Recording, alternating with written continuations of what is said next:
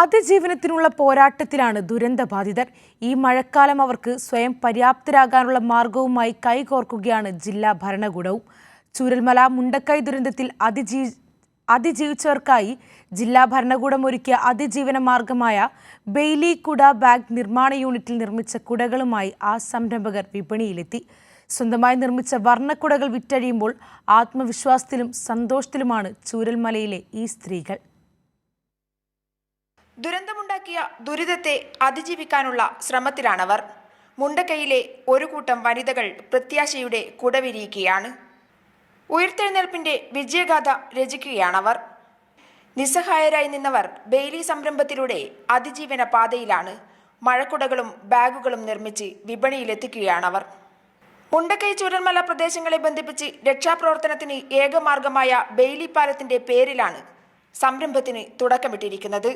ചൂരൽമലയിലെ വനിതകൾക്ക് മുൻപിൽ കുടനിർമ്മാണമെന്ന ആശയം ആദ്യമായി മുന്നോട്ട് വെച്ചത് കുടുംബശ്രീ ജില്ലാ മിഷനാണ്.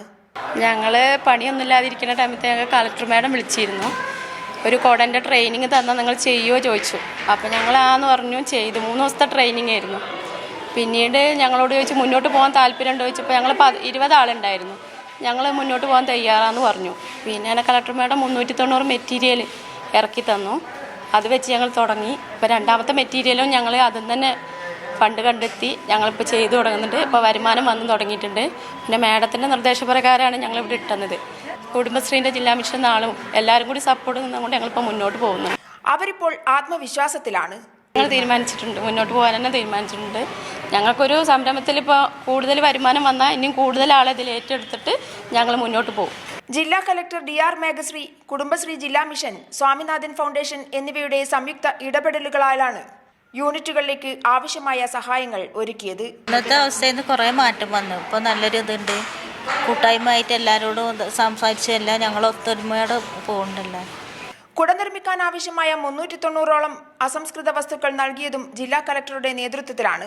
മേപ്പാടി കേന്ദ്രീകരിച്ച് കുട നിർമ്മാണവും ബാഗ് നിർമ്മാണവും വ്യത്യസ്ത യൂണിറ്റുകളായി നടക്കുകയാണ്. കുട നിർമ്മാണ യൂണിറ്റിൽ നിലവിൽ 8 പേരും ബാഗ് നിർമ്മാണ യൂണിറ്റിൽ 26 പേരുമാണുള്ളത്. ഇനിയും ഈ സംരംഭവുമായി മുന്നോട്ടു പോകാനും ദുരിതത്തെയും ദുരന്തത്തെയും അതിജീവിക്കാനും തന്നെയാണ് ഇവർ നിശ്ചയിച്ചിരിക്കുന്നത്. ഒന്നുമില്ലായ്മയിൽ നിന്നും തുടങ്ങുകയാണ്. സമൂഹം കൂടെയുണ്ടാകുമെന്ന വിശ്വാസത്തിൽ ബെയിലി കുടകളുമായി. വയനാട് നിന്നും ക്യാമറമാൻ അനീഷിനൊപ്പം PV ജോഷില.